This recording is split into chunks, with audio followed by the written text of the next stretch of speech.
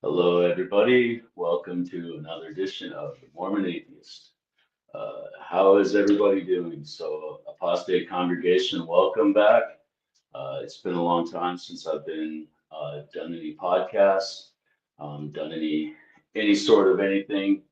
Uh, I just kind of want to come back in this and just get my feet wet, right? And just see, it's been a minute, so let's get back and see how things are going. See what's up with everybody. How's everybody doing? Let's talk about some things that have happened with other podcasts, with things that have happened with some books. I got me some new editions of some new books. New America. I got that one.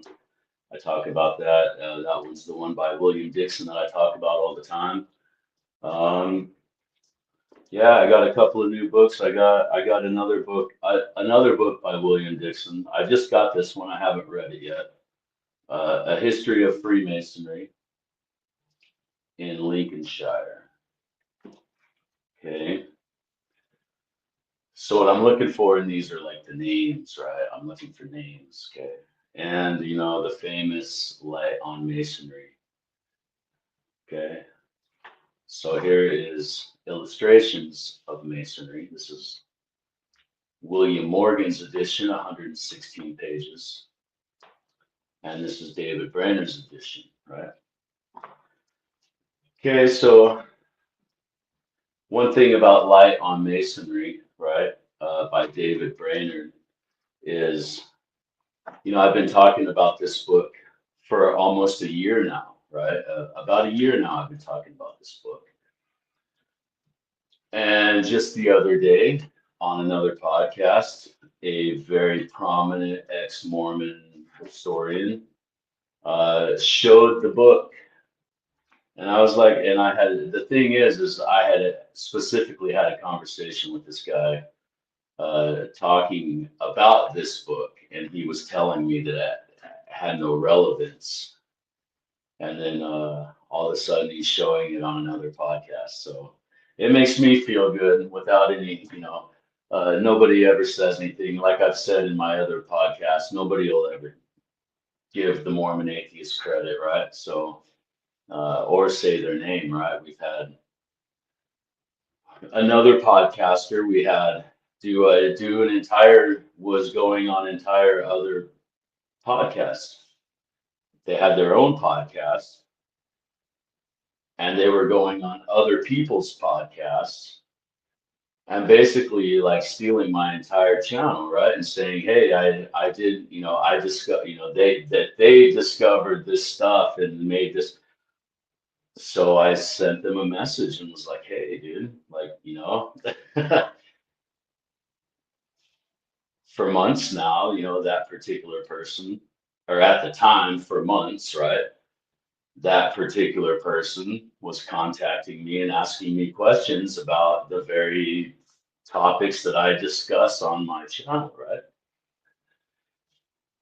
And then all of a sudden they made this new big discovery. That's straight up plagiarism. You plagiarized my channel, and you know who I'm talking about. You know who you are. Yeah. So then, let's talk about the ones that have recently fallen. How about those podcasts, right? The ones that have recently fallen. Um, if you remember Apostate Congregation, you remember what happened to me a few months back, right? And as to the reason this channel is not monetized and will never be monetized, right? So, um, yeah, I guess they drank the Kool-Aid and now they're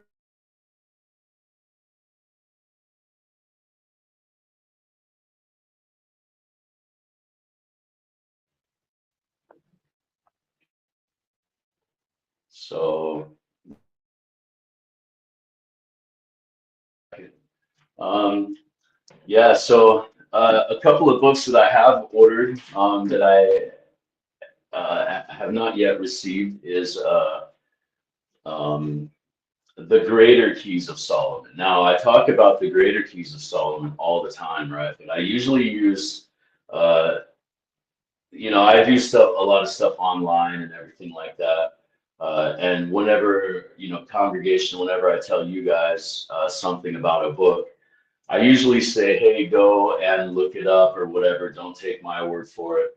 Well, that's something that we're going to start doing differently now, because now I actually have these books. And so I'm going to hold up the page and say, hey, there it is, page number, da da da da da, right? And so, yeah, so I can actually, and a good thing about this congregation is the word is finally getting out, right? The stuff that I have been talking about, right, for over a year, well, about a year now, almost exactly a year now, right? And so there's a lot of things that in other prominent podcasts, they're starting to say certain words, right? Like the other day, a prominent podcast that we all know is they actually said on their podcast, uh, I think there's something to this magic stuff, and we're going to have to start looking a little bit deeper into the magic stuff. Okay, well, that's because the Mormon atheist has been pounding Solomonic magic for a year now, right? And I've had several, online interactions with, Dan Vogel and, um, I've sent messages back and forth with people like Nick Latursky and, Stephen Skinner. Most of you don't even know who Stephen Skinner is, but he's an author, and he writes on occult practices, right? And he's very, very rehearsed in the Solomonic magic, right, and how it pertains to Mormonism. He's written books on it, right, and it's really, really interesting stuff. Um, so anyways, I got the greater keys of Solomon. I have the lesser keys of Solomon right here. The lesser, it's the Megaton, but you can see the Goetias, the Almadel. What do you think the Almadel is? Right, I'll give you a clue. It has something to do with the Book of Mormon, the Almadel. Yeah, it's really fascinating stuff. It's really interesting. It's fascinating to me that this has lasted for as long as it has, and you know, I've had a couple of interactions with a few Mormon historians, right, that are now they claim to be ex-Mormons, right? But apostates, we've learned to use our radar with these kinds of things when these people tell us they're ex-Mormons. Some of them, not all of them, some of them, I truly do not believe they are ex-Mormons, right? And so, like, they have flat out just shut me out, straight shut me down. Okay. And the reason is because they've never heard of any of this stuff. They don't know.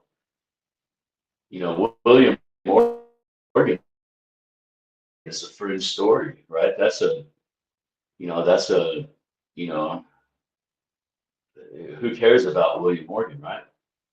Who cares about, and see, when you intertwine these things, right? And um, there's names, right? W. Phelps, James Taylor, right? And they're right here. Okay. W. Phelps, James Taylor. Okay, that's just a random page in Light on Masonry. Okay. This book has nothing at all to do with Mormonism. Nothing whatsoever. There is nothing at all to do with Mormonism in this book. So why are they talking about James Taylor and W. Phelps in this book? This book is 100% about Freemasonry and the murder of William Morgan. This book was written in 1827, folks. Let me see if I can just randomly pull up another one here. Okay. Um,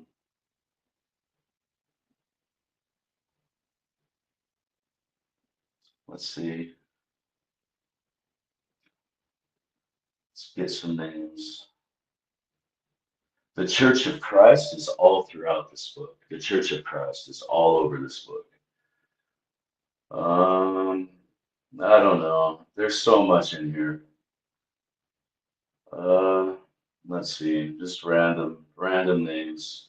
Sorry, I start looking through it and then I want to read it, right? Lawson, they're talking about Lodom Lawson, right? Um, Almost directly in front of the jail, he was seized by his supposed friend. Now they're talking about the abduction of Morgan. Okay, the next evening after Morgan's, okay, I'm in the book right here, okay, Light on Masonry, okay, this is page 355. Uh, the next evening after Morgan's imprisonment for the small debt, soon after dusk, Lodom Lawson, we all know Lodom Lawson, right, in Mormonism, called at the jail and desired to see Morgan, which after some objectives from the keeper, he was permitted to do. He proposed paying the debt and taking Morgan with him to his house, a short distance from the village. Morgan seemed willing to be relieved, but expressed an inclination to wait in jail until the next morning, and retiring to his bed. After a short absence, Lawson returned again, and having procured a carriage and the assistance of a sufficient number of men, he eventually obtained the consent of the jailer's wife, who was acting in the absence of her husband. Now, this particular scene right here, okay, I believe is the inspiration for Laban, okay? And we just randomly popped up on this page, right? In the Book of Mormon, this I believe is the inspiration of Laban right here, right? Um, and and the inspiration of Laban. All right. All right. Well, anyways, it just goes on to tell you about the abduction. Uh, Nicholas Cheeseborough is here. Look up Cheeseborough, right? You'll see these names, right? Yeah, you'll see these names. So interesting stuff, guys. Look this stuff up. So these historians just completely dismiss everything, right? And they're like, no, you're off your rocker, right? You're not talking about anything, right? Okay, well let's go to New America, written in 1866. Okay, this William Dixon is a very prolific historian in the 1800s, right? He's got all sorts of different books and different things of that sort, right? So this is volume one of 1866, which I have talked about many times on this on different episodes, right? Okay, so let's just randomly come across something here. We'll say dun dun dun. Uh, Work and Faith, page 247. Work and Faith, New America. Okay. Joseph Smith, a poor lad, born in Sharon, Windsor County, Vermont. Okay. I want you to 1866, Windsor County, Vermont. Who is Smith from Vermont? One of the other books I ordered was Solomon Southwick.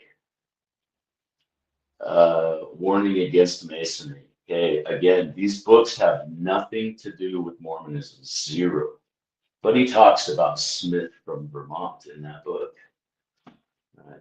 And when you combine these names, T.F. Talbot, Cheeseborough, Lodum Lawson, David C. Miller. I mean, when you add up all of these names, right? Um, Pretty coincidental. The Church of Christ, Joseph Smith, Joe Smith, he's referred to as. Joseph Smith, a poor lad, born in Sharon, Windsor County, Vermont, the son of unlettered parents, had been praised by one of those revivals which Elder Frederick, the Shaker preacher at Mount Lebanon, regards as the providential season of religious life. This untaught boy had begun to work upon the passions which he felt in play around him, announcing, like many others, but with more inherence that his fellows, that in his trances of body he had received angelic visions, that he had spoken with God face to face, that he had been chosen to plant a new church on earth, a church of America. That is very, very important when you come to these Masonic books, a church of America. That's very important. A new canon chosen from the beginnings of time to be the home of a new creed and the seat of a new empire. Men who had come to hear him had gone away converted. He had told them that a new priesthood had been chosen, that God had planted him kingdom once again. But hey, listen, apostate congregation, these books have nothing to do with Mormonism. I'm off my rocker. I have no idea what I'm talking about. Okay?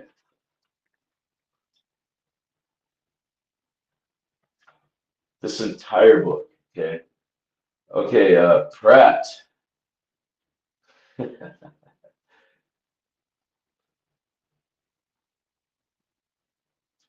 I love this stuff. I could just read this stuff for days and days and days, guys. But so, anyways, these are the things that we're going to talk about. These are the things that we're going to start. I'm going to start, as you can see, these are thick books, right? Some of these books are thick. I mean, New Americas, this is just volume one, right? Okay, let me show you. I got right here volume two. Okay, so you put them together. It's a pretty thick book. Okay. I ordered H.H. Bancroft's History of Utah, which I talk about that book and William Dixon's book, New America, in my live stream that I did called Reevaluating Mormon History. Because I truly believe, I truly believe this, that what is Mormon history? You see, apostate congregation, this stuff is considered anti-Mormon literature. This is stuff that no Mormon will ever look at, no ex-Mormon will ever look at. This is anti-Mormon literature, but there's nothing anti-Mormon about this. Is what all these people are against is the hoax. They're not against the Mormon people. None of these people are against the Mormon people. They're against the hoax, right? That's what they're against. And so this stuff has been contrived over the years as anti-Mormon literature. Well, so on this channel, that's what we do is look at anti-Mormon literature. And there's Freemasonry. There's an insane amount of Freemasonry. You can't deny that in the Mormon religion. Nobody does deny that, right? So I want to know why that is. Why is there Freemasonry and what? Okay, I'm not interested in like all the conspiracy theories of Freemasonry and all the rabbit holes and all that kind of stuff. That's not at all what I'm interested in. I'm interested in how it pertains to Mormonism, right? What does this have to do with Mormonism? Okay. I'm not, and through that kind of becomes a lens of history, right? Because the Kilwinning Abbey, we did an episode on this, right? The Kilwinning Abbey, the last known place of the Holy Grail was the 33rd Scottish Rite Kilwinning Abbey, right, in Scotland.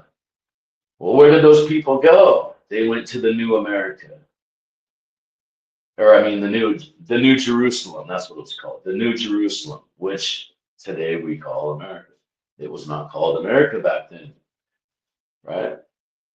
So history's fascinating. It's fun stuff looking through all this stuff, and so Remember, apostate congregation, they tried to buy the Mormon atheist, and the Mormon atheist said, no, we're not doing that, because they told us, me, if I accept that money, I can no longer talk about Freemasonry or Solomonic magic. Well, ladies and gentlemen, apostates, this book right here and the greater keys of Solomon, this is the lesser keys of Solomon, the greater keys of Solomon, in that book, it has what is known as the Pentacles of Jupiter, right? Okay, the Pentacles of Jupiter is the symbols that are on the Joseph Smith Jupiter talisman, the little amulet that was in his pocket when he died, right? Those symbols are, there's no denying that. You cannot deny that. Once you see it, and now that when I get the book, I'll actually hold it up and I'll say, hey, look, boom, there's the symbol. Okay, that's not actually the symbol. This is a different book. But so you understand, right? So you can't deny this, Dan Vogel. Okay, there's no longer denying. And that is my ultimate beef with you, is when I first started this channel, okay, when I very first started this channel, okay, I was searching for what to do, right? And I actually came across your video, the necromancy video. And in that video, you're all over this, but I knew what those symbols were. I knew what those were just from past time, right? My past life or my childhood and all that kind of stuff. Dabbling in folk magic is what folk magic is. Okay, not Solomonic magic. Folk magic is a very, very, very, very different thing. You're just dabbling, you're just playing, you're just, you're not really, you don't really believe, you're just goofing off, it's just, your buddy comes over, parlor tricks type of stuff, right? That's not what Solomonic magic is. You're not appreciating, you're not understanding, you're not appreciating what this magic means and how you practice it. See, I don't practice this stuff, but I appreciate it. I understand what they're trying to do and why they're trying to do it. I get it, right? Whether you believe in it or not, that doesn't matter, right? That it doesn't matter. I don't believe in it. I don't practice it. But how does it pertain to Mormonism, Dan Vogel? How does it pertain to Mormonism? That's what you should be looking at. But you've built this entire career on folk magic. This is not folk magic. Okay? Okay? Appreciate what Solomonic magic is and what it means and what the craft is in Freemasonry. The Temple of Solomon, right? You have to understand and appreciate how those mix, how those interact, right? They all have something to do with each other, right? Okay? Whether you believe that or not, doesn't matter. What matters is how it pertains to Mormonism. That's what matters, okay? And when you read these books, you will clearly see that's what's going on here. This is Solomonic magic. Mormonism is Solomonic magic. And one thing I have to ask though is, did the spell work? Because that is money. It's called the money magic of Solomon, apostates. That Jupiter talisman. How did Dan Vogel? How did these people know to call it the Jupiter talisman? Ask yourself that question. Just coincidentally, because there was a symbol of Jupiter, the planetary symbol of Jupiter on there, just when the actual legit name of that thing is actually called the third pentacle of Jupiter.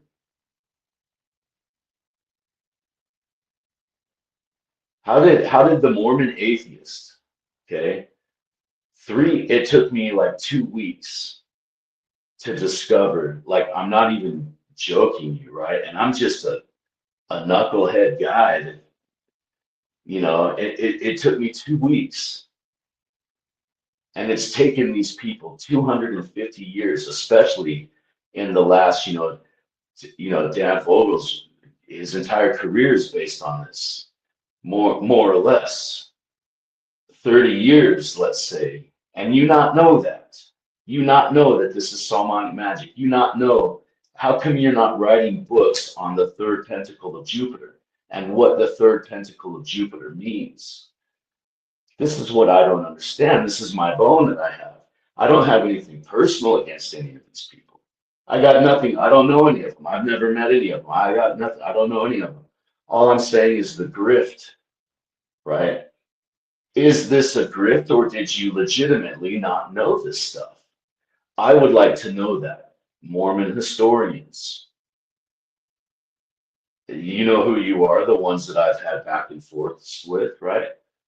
Okay, most recently was Dan Vogel. Somehow he like watched a video of mine, I don't know, something, and he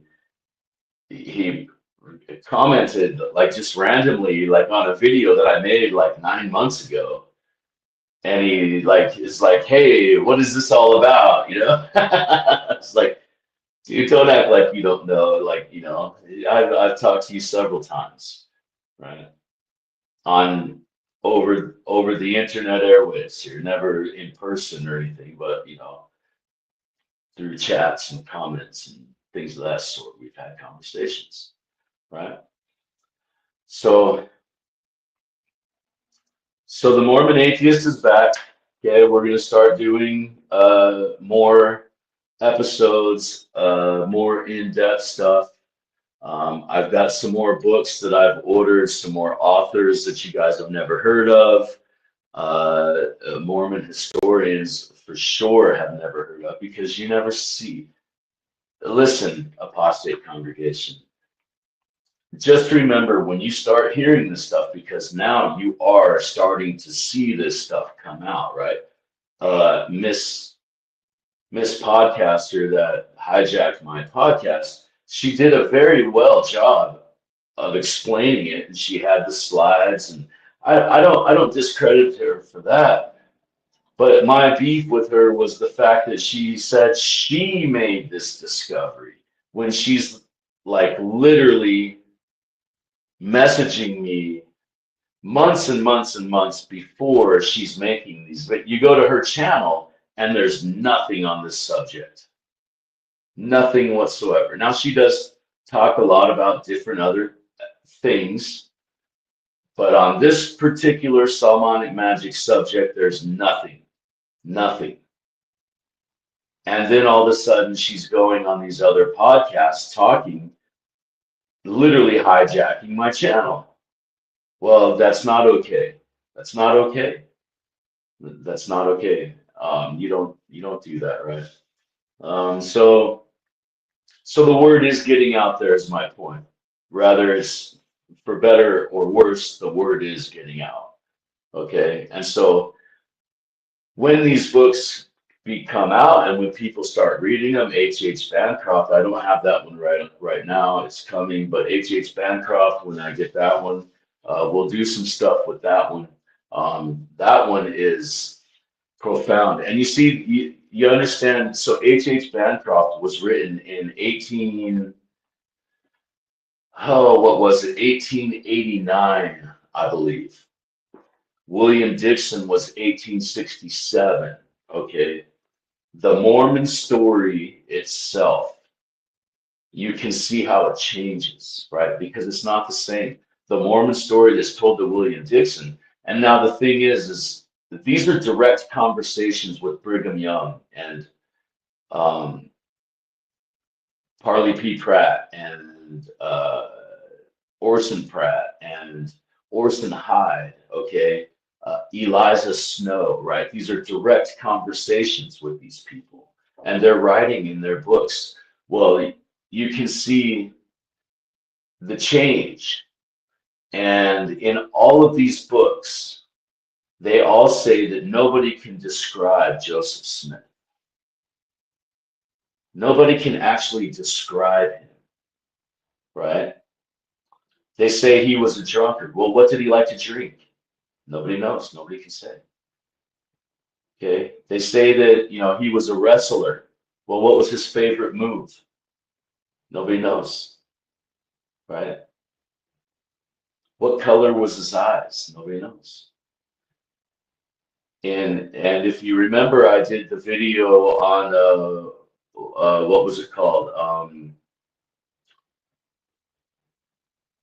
Oh, geez, it was a pamphlet. I can't remember what it was called, but it was, I don't know, one of my videos I did was where they talk about that they can't describe it. Like, no, he actually goes and talks with them to Salt Lake City, and nobody can describe the particulars, he says, of Joseph Smith, right? So, interesting stuff, right? And like nobody can now. These are the founding members. These are people. Orson Hyde was in the jail with him, and Orson Hyde can't describe. He can't tell you what Joseph Smith looked like. You understand? Huh? So um, that's the kind of stuff we're going to be talking about. And I would actually like to go to Nauvoo and a couple of places. As the congregation, as you know, we went to New Haven or New Harmony. New Harmony, Missouri, right? The temple there. We went to the temple. Um, yeah, we went to the what's it, the Adonai place, whatever it's called there. We went to that. We went to the jail. Uh, we went to a few different sites while we were in Missouri. The temple was probably the funnest. Was the temple? I really like that one. Um, and yeah, so all right. Well, I just wanted to go live and get my feet wet and see, just get back into the swing of things, see if the lighting, the room, I don't know, things. I feel like there's an echo or something like that in here, so maybe we'll do it in a different room next time or something. But anyways, so the Mormon Atheist is back. We are not monetized. We will never be monetized. The Muse will not allow it, right? So there is a renaissance coming, everybody. Okay, the Renaissance is coming, and it's fascinating when you open your eyes, right? When you open your eyes and you realize all this stuff is bullshit, man. And life is so much more beautiful when you realize you've been lied to your whole life, and just end the lie, right? And then tell people about these books. I really encourage people to read these books and discuss them, right? It's a very fascinating glimpse into early American history, right? Um, you have to remember this is in 1867, America stopped at the Missouri River. Anything past Missouri out west was, that was frontier land. There was nothing out there, right? So it's a really fascinating glimpse into early Americana and how things were. And so, all right, so I've been rambling for 34 minutes here. I think my feet are pretty good. So we're gonna do another episode. I'm gonna put something together, and I kind of want to just start over, just get more detailed. Do kind of, we're just gonna get a lot more detailed. I'm going to actually have these books in hand now instead of, just telling you to go read them and look them up. I'm actually going to be like, hey, look, page 3, here it is. And that way, it just removes that element of question, right? Okay, so we will be back. I'm not sure when our next episode will be, but it will be pretty soon. Um, yeah, so we're going to talk Freemasonry, Solomonic magic, Joseph Smith, and Mormonism. All right, apostate congregation. Uh, Let me know what you think in the comments. Let me know if you have any ideas. Let me know in the comments if you have a book recommendation or anything of that sort. But remember, apostate congregation, we do not use church sources on this channel. We use no church sources. What that means, if it is a church approved book or a book that is written on church approved material, we have no interest in that book or that author. Okay, that is propaganda. We do not look at propaganda, apostate congregation. Okay, like it or not, this is a cult. When people tell you, when they have approved material that they tell you to read, that is a cult. Okay, so all of these books that are written on approved material, we are not interested in. Do we understand that, apostate congregation? Now, with that being said, that does not mean that we do not use this material as references and guides and story comparisons and things of this sort, right? Okay? Because William Dixon is telling you the real story. H.H. Bancroft is telling you the real story. Light on Masonry, David Brainerd, okay, is telling you the real story. William Morgan is the person that broke the story. He broke the story and he died for it. They killed him for telling the truth. That the Church of Christ and the 33rd Scottish Rite Masons ultimately ended up creating the Church of Masonry, which became the Church of America, which became the Mormon Church. It's in these books, ladies and gentlemen. All you got to do is read them. I just gave them to you. Don't believe me? Read the books. You'll see. You'll see. Just read the books. Okay. So, with that being said, everybody, we're going to go and we're going to see you next time. Like and subscribe to the channel. Please share the videos with your friends and family. Get the word out. This channel is not monetized. The only thing that we want to do with this channel is let people know what the history of Mormonism is, because it's really, truly a fascinating story. But it's not what the church is telling us. The church has fabricated this entire story. 100%. It's completely fabricated. Okay?